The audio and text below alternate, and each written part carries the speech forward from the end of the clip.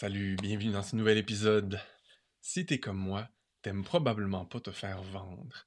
En fait, si t'es comme moi, t'aimes probablement encore moins quand tu sens qu'il y a de la pression, on te met de la pression pour que t'achètes. Et si t'es comme moi, ça te répile probablement vraiment beaucoup quand tu sens qu'on essaie de te manipuler émotionnellement pour te faire acheter quelque chose. Alors dans cet épisode, je vais te parler de manipulation, comment l'éviter.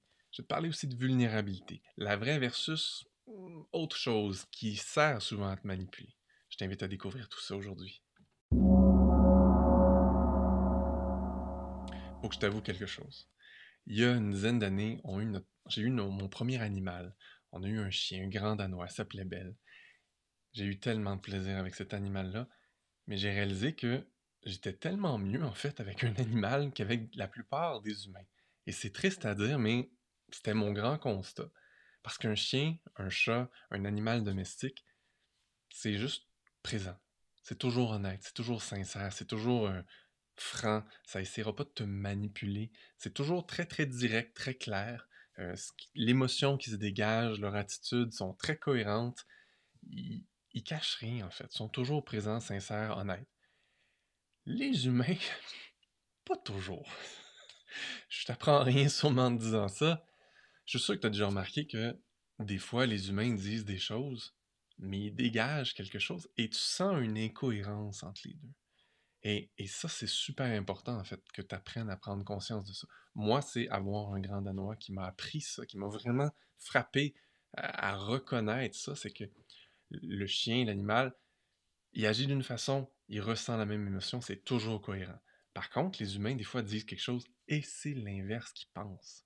Mais si on porte attention seulement à ce qu'ils nous racontent, on manque le vrai message.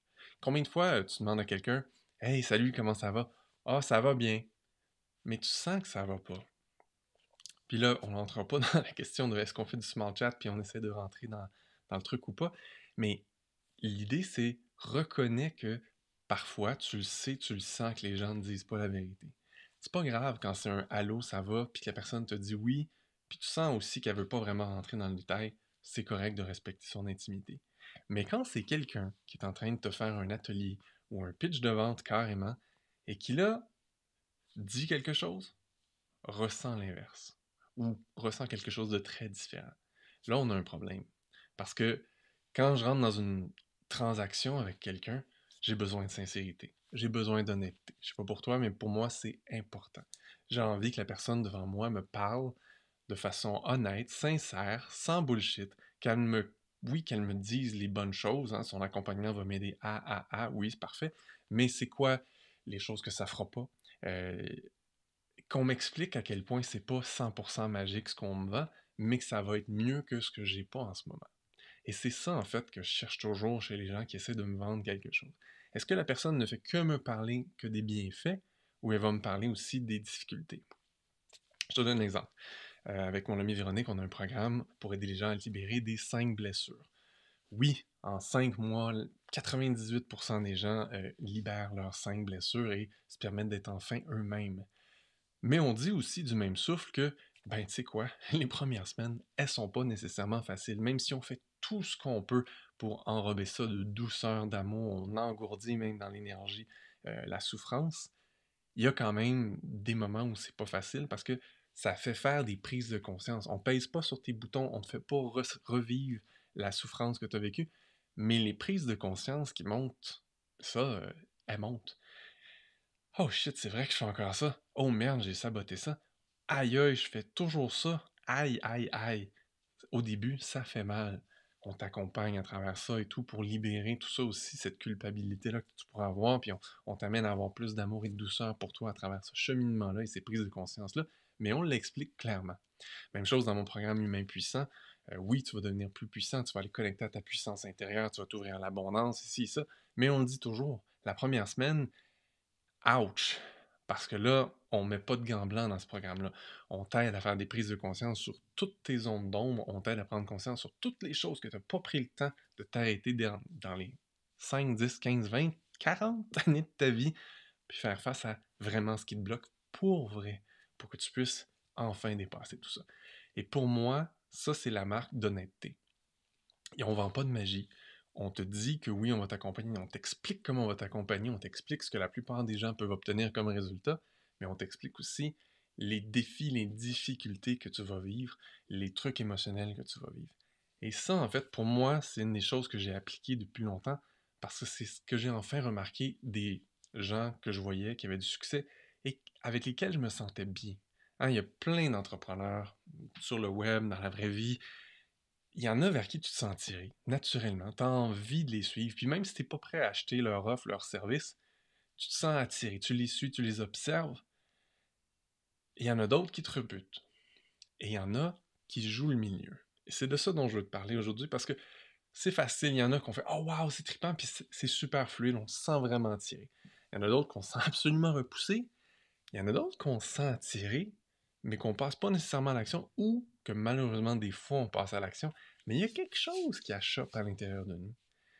Ce que j'ai envie de te raconter aujourd'hui, c'est prendre conscience de comment on peut manipuler les gens pour que tu reconnaisses quand quelqu'un essaie de te manipuler. Je t'ai déjà donné un des plus gros ingrédients, c'est quand les gens sont vraiment vulnérables, ils vont te parler de leurs faiblesses ou des faiblesses de leur offre. Ils vont te parler aussi dans leur cheminement qui les a menés à créer ça. Ils vont te parler des erreurs qu'ils ont commises. Ils vont te parler des fois où ça n'a pas marché. Ils vont te parler de leurs propres erreurs, leurs propres défis qu'ils ont vécus en allant dans cette direction-là. Les gens qui veulent te manipuler vont choisir quelques extraits de leur cheminement et souvent vont les enjoliver. Et ils vont faire des twists pour que tu sentes l'émotion, que tu vives l'émotion en appuyant sur tes boutons. Mais ils ne vont pas te parler de les propres fois où ils ont trébuché. Ils ne vont pas te parler de leurs propres erreurs. Pourquoi? Parce qu'ils veulent se mettre dans une position très haute, une position de héros, une position de wow, moi j'ai tout réussi, j'ai pas de défi, j'ai pas de défaut, c'est impeccable mon affaire. Et c'est là que tu veux apprendre à te méfier. C'est important que tu te donnes le droit de reconnaître ce petit feeling-là de ce que je dis souvent, c'est ma déception quand je vois des gens qui viennent vers moi, qui me disent ah Daniel, j'ai fait tel programme, ça n'a pas marché, ça n'a pas marché. Puis je regarde, la personne, elle a acheté un rêve, elle a acheté une promesse, mais en arrière, il n'y a pas tout ce qu'il faut pour cette personne-là. Et c'est important de pouvoir, poser les questions. Est-ce que c'est vraiment pour moi, cet accompagnement-là, cette offre-là, ce programme-là, ce produit-là? Puis en fait, idéalement, la personne qui t'offre le truc devrait te le dire d'avance. C'est pour toi si. C'est pas pour toi si. Et avoir l'honnêteté, la transparence de se dire, ben c'est vraiment pas pour toi si. Et c'est vraiment pour toi si. Puis si tu as des questions, écris-moi ou contacte-moi, on va se parler. Euh, donc, je t'invite à surveiller. Quand les gens te parlent, te racontent une histoire, puis ça te fait ressentir full émotif, là, puis que ça te donne envie d'acheter, là, parce que waouh, c'est trop beau. C'est trop beau. Est-ce que le storytelling, l'histoire qu'on te raconte, l'arc narratif est tellement parfait qu'il n'y a aucune faille? Tu peux avoir une petite suspicion.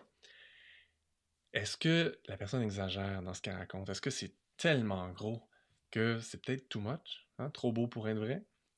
Est-ce qu'il y a un drame constant puis qu'en fait la seule façon d'être sauvé, c'est leur offre? Encore là, petite puce à l'oreille. Est-ce qu'on te met dans une position de vulnérabilité pour profiter de ta vulnérabilité, pour te faire des choses en se présentant comme je suis ton sauveur? Ça là, un gros X. Fais attention. Puis, quand la personne ne fait que partager, mais one way, dans le sens que c'est toujours elle qui partage, c'est toujours elle qui partage, puis il n'y a pas d'ouverture, il n'y a pas de demande de retour, il n'y a pas de question. Encore là, ça marche dans les deux sens. Il y a des gens qui vont poser des questions, mais juste pour te manipuler encore plus dans tes émotions. C'est plus vraiment une question, plus qu'un chemin pour t'amener à ressentir ta douleur, pour te mettre en vulnérabilité, pour t'amener à faire quelque chose qu'ils veulent. Ça, c'est de la fausse vulnérabilité qu'on utilise. C'est de la manipulation. Fais attention à ça. À l'inverse, quand les gens te partagent l'envers du décor, quand ils te partagent l'envers de la médaille, oui, j'ai atteint ça, mais à tel coup. Oui, j'ai vécu ça, mais en fait, il y avait ça. Qu'on est capable de voir les deux côtés de l'histoire, les deux côtés de la médaille, plus qu'une perspective. Quand on est capable aussi de voir que la personne admet ses erreurs. Hein? Oups, je me suis planté là-dessus. J'admets ça.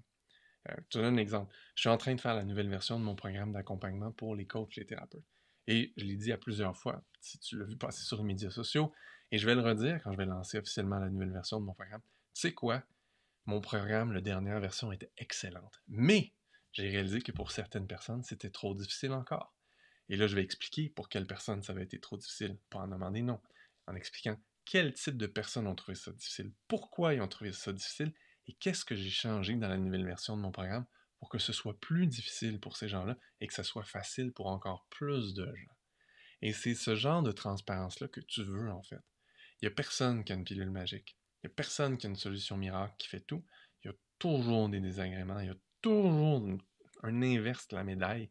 Si la personne ne le nomme pas, tu peux être suspicieux. Et fais attention. Si la personne fait comme dans les entrevues d'embauche, tu as l'équivalent de Ah, c'est quoi votre plus grand défaut? Ah, c'est la perfection. Finalement, est-ce que c'est vraiment un défaut pour la plupart des gens? Probablement pas. C'est important que tu reconnaisses que les choses qu'on me dit qui sont négatives, est-ce qu'elles sont vraiment négatives ou c'est juste un peu de la bullshit aussi? Puis, la dernière chose que j'ai envie de te dire là-dessus, c'est observe. Est-ce que la personne essaie de se positionner comme un gourou? Quelqu'un qui sait tout, quelqu'un qui sait, quelqu'un qui est le héros, qui veulent que tu le suives. Peut-être que tu te le permets, peut-être que tu te le permets pas, mais j'ai envie de te dire une chose en terminant. C'est toi le héros de ta vie. Les gens que tu vas rencontrer qui vont pouvoir t'aider, c'est pas des héros dans ta vie, c'est des guides. Est-ce que la personne a l'humilité de reconnaître qu'elle est juste un guide parmi tant d'autres qui va t'aider à atteindre un certain niveau? Ou est-ce que la personne se présente comme le héros, tadam, qui va sauver toute ta journée, qui va sauver tout ton truc? Puis, pour toi, si tu as envie de cultiver ta vulnérabilité, tu as envie de cultiver ton authenticité, je t'invite à prendre le temps de te demander à chaque fois que tu vas passer à l'action, que tu vas dire quelque chose, que tu vas faire quelque chose, pourquoi tu le fais, d'où tu pars, c'est quoi ton intention derrière ce que tu vas dire, faire, lancer, créer. Dans l'énergie, c'est super fascinant parce que la même action, en fait, peut donner des résultats complètement différents dépendant de quelle intention tu mets dans ton action. Je te donne un exemple. J'accompagne des gens depuis longtemps. Euh, je donne des conseils à ces gens-là, mais les gens font ce qu'ils veulent. Évidemment, c'est votre vie, c'est pas la mienne. Je peux pas te contrôler. Alors, je l'ai vu, encore et encore, des gens qui décident de lancer un programme ou qui décident de lancer un service, mais ils le font parce que il faut que je fasse de l'argent, Dan. Il faut que je fasse de l'argent. J'ai pas une scène, il faut que je fasse de l'argent. D'où ils partent?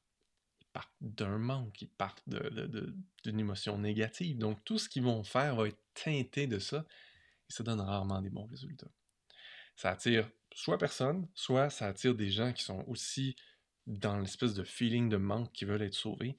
Ça donne quelque chose de très désagréable. À l'inverse, quelqu'un qui travaille sur quelque chose, le prépare avec amour, avec joie, enthousiaste, et quand il le lance, on sent toute sa confiance, sa joie, son enthousiasme.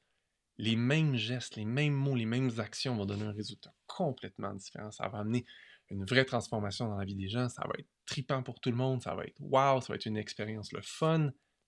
Mêmes actions, intentions différentes, résultats complètement différents. Donc, pour toi, observe quelle est mon intention quand je fais quelque chose. Est-ce que je le fais à partir du manque? Est-ce que je le fais à partir de la colère, de la revanche? Ou est-ce que je le fais à partir de la joie, du service, de la contribution, de l'amour, tout simplement? C'est très différent comme résultat.